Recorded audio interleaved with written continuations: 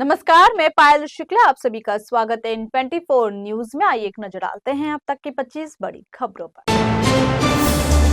थाने में एक स्कूली छात्रा का यौन उत्पीड़न करने के आरोप में पुलिस ने 18 साल के एक इंजीनियरिंग छात्र को किया गिरफ्तार। इंजीनियरिंग छात्र के खिलाफ भारतीय न्याय संहिता और पॉस्को अधिनियम के तहत मामला हुआ दर्ज।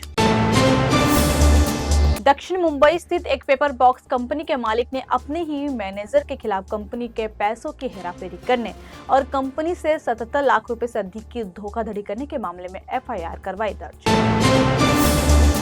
एनसीपी नेता छगन भुजबल महात्मा फुले की जयंती पर आयोजित होने वाले विभिन्न समारोहों की समीक्षा करने के लिए आए थे पुणे। इस दौरान भुजबल ने कहा, अगर पुणे में महान समाज सुधारक महात्मा फुले के स्मारक में बदले जा रहे फुलेवाड़ा के काम में नहीं लाई गई तेजी तो वह कर सकते हैं भूख हड़ताल। आतंकी तहव्वुर राना को भारत लाए जाने पर वारिस पठान ने दिया बयान। 26/11 आतंकी हमले को देश और दुनिया कभी नहीं भूलेगी। इसकी जितनी निंदा की जाए उतनी है कम। इस हमले में कई लोगों की गई थी जान। असदुद्दीन ओवैसी की पार्टी एआईएमआईएम ने राणा को फांसी देने की मांग की। पार्टी के नेता वारिस पठान ने कहा, मुकदमा फास्ट ट्रैक कोर्ट में तेजी से चलना चाहिए। अदालत को उन्हें देना चाहिए मौत की सजा। इनकी वजह से बेगुनाह लोगों की गई थी जान। वरिष्ठ पुलिस अधिकारी हुए थे शहीद।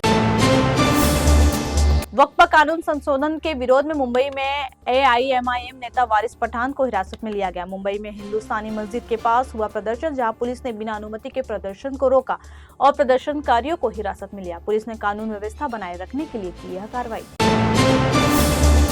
भारतीय ऑटोमोबाइल उद्योग की दिग्गज कंपनी बजाज ऑटो लिमिटेड के गैर कार्यकारी निदेशक मधुर बजाज का आज सुबह हुआ निधन। वे लंबे समय से स्वास्थ्य संबंधी समस्याओं से जूझ रहे थे और उन्हें कुछ दिन पहले दक्षिण मुंबई के ब्रिज कैंडी अस्पताल में कराया गया था भर्ती। अमेरिका से प्रत्यर्पित किए गए राणा को लेकर मुख्यमंत्री देवेंद्र फडणवीस ने कहा, मुझे बेहद खुशी है कि 26/11 मुंबई हमलों के आरोपी तहव्वुर राणा को लाया गया भारत में। मुंबई करों की ओर से पीएम मोदी को देता हूं धन्यवाद। उन्होंने आगे कहा, एनआईए और केंद्रीय गृह मंत्रालय करेंगे तय कि आतंकी तहव्वुर राणा को पूछताछ के लिए कहां ले जाया जाएगा। तहव्वुर राणा के प्रत्यर्पण को लेकर विभिन्न प्रतिक्रियाओं के बीच अब उप मुख्यमंत्री अजित पवार ने भी इसे बताया एक बड़ी सफलता और कहा कि इससे 26/11 मुंबई आतंकवादी हमलों के पीछे की साजिश के महत्वपूर्ण जानकारियों को उजागर करने में मिलेगी मदद। महाराष्ट्र में बढ़ता जा रहा है भाषा विवाद। मनसे के अध्यक्ष राज ठाकरे ने शीर्ष बैंक निकाय से कहा, वह बैंकों को दे निर्देश कि वे आरबीआई के मानदंडों के अनुसार अपनी सेवाओं में मराठी भाषा का करे उपयोग, अन्यथा मनसे अपना आंदोलन करेगी तेज। बिहार में चुनावी सरगर्मियां हुई तेज। कांग्रेस और एनएसयूआई के कार्यकर्ताओं ने मुख्यमंत्री नीतीश कुमार के आवास का किया घेराव, जिसके बाद कन्हैया कुमार समेत कई कार्यकर्ताओं को हिरासत में लिया गया। आगरा की शाही जामा मस्जिद में फजर की नमाज के दौरान प्रतिबंधित जानवर का कटा सिर मिलने से मचा हड़कंप। सूचना मिलने पर डीसीपी कई थानों की फोर्स के साथ मौके पर पहुंचे और जानवर का सिर कब्जे में लेकर जांच की शुरू। पुलिस ने तत्परता दिखाते हुए 42 साल के नजरुद्दीन को किया गिरफ्तार। गृह मंत्री अमित शाह ने कहा, राणा का प्रत्यर्पण है मोदी सरकार की कूटनीति की बड़ी सफलता। मोदी सरकार भारत के स्वाभिमान, भूमि और लोगों पर हमला करने वालों को दंडित करने के लिए है प्रयत्नशील। अगर मोदी न होते तो राणा को भारत को नहीं सौंपा जाता। दिल्ली के पश्चिम विहार इलाके में एक प्रॉपर्टी डीलर राजकुमार ड्रॉल की गोली मारकर हत्या करने का मामला है सामने। वे जा रहे थे जिम। इसी दौरान मुख्य सड़क पर पहुंचते ही बदमाशों ने उन पर चलाई ताबड़तोड़ गोलियां। पुलिस ने की आरोपियों की पहचान। कोलकाता में वक्फ कानून के विरोध में आलिया विश्वविद्यालय के छात्रों ने पुलिस बैरिकेड तोड़कर पार्क सर्कस के 7 पॉइंट क्रॉसिंग पर किया प्रदर्शन। प्रदर्शनकारियों ने सड़कें की जाम और रोक दिया ट्रैफिक। पश्चिम बंगाल में जुमे की नमाज के बाद कई जगहों पर विरोध प्रदर्शन का किया गया था ऐलान। उत्तर प्रदेश और बिहार में तेज आंधी तूफान और मूसलाधार बारिश ने जनजीवन को बुरी तरह किया प्रभावित। इन राज्यों में वज्रपात और आंधी की चपेट में आकर 50 से अधिक लोगों की हुई मौत, जबकि कई अन्य हुए घायल। सरकार ने मृतकों के परिजनों को मुआवजा देने की घोषणा की। आज उत्तर प्रदेश और मध्य प्रदेश के दौरे पर हैं पीएम मोदी। वे अपने निर्वाचन क्षेत्र वाराणसी में 3,880 करोड़ रुपए से अधिक की विभिन्न विकास परियोजनाओं का किया उद्घाटन और शिलान्यास। ये विकास परियोजनाएं बुनियादी ढांचे और सड़क संपर्क से संबंधित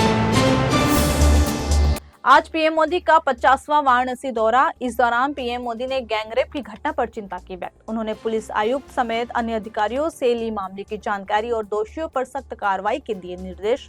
यहां करीब 7 दिन तक एक युवती के साथ 23 लड़कों ने हैवानियत की घटना को दिया था अंजाम।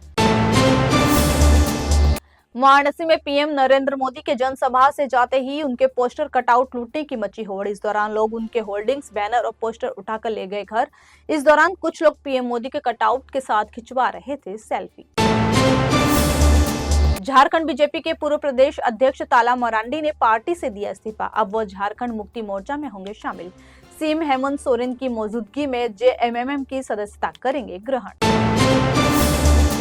आतंकी तहव्वुर राणा से दिन में 2 बार होगी पूछताछ। मुंबई हमले की जांच में सामने आए तथ्यों को लेकर होगी पूछताछ। आईएसआई और पाकिस्तानी आर्मी के संबंधों पर भी होगी पूछताछ। एनआईए के 12 अधिकारियों की टीम करेगी पूछताछ। उत्तराखंड में फिर बरपाया कुदरत का कहर। प्रदेश के चमोली जिले में बादल फटने से मची भारी तबाही। घटना में सैकड़ों गृहस्थियां हुई तबाह। सूचना पर मौके पर पहुंचा स्थानीय प्रशासन और राहत और बचाव दल। आईपीएल 2025 में आज कोलकाता के खिलाफ कप्तान के रूप में उतरेंगे महेंद्र सिंह धोनी। चेन्नई के नियमित कप्तान ऋतुराज गायकवाड़ चोट की वजह से टूर्नामेंट से हो गए बाहर। फिलहाल चेन्नई की हालत खराब है तो उसे धोनी की कप्तानी और किस्मत दोनों की है जरूरत। सुप्रीम कोर्ट के अनुभवी वकील दयान कृष्णन तहव्वुर राणा के खिलाफ एनआईए की ओर से लड़ेंगे केस। इस केस से पहले से जुड़े हुए हैं दयान कृष्णन। दयान कृष्णन 2010 में शिकागो में डेविड हेडली से पूछताछ करने वाली एनआईए की टीम का रह चुके हैं हिस्सा। साल 2014 में उन्हें हेडली और राणा दोनों के प्रत्यर्पण मामलों के लिए विशेष लोक अभियोजक किया गया था नियुक्त।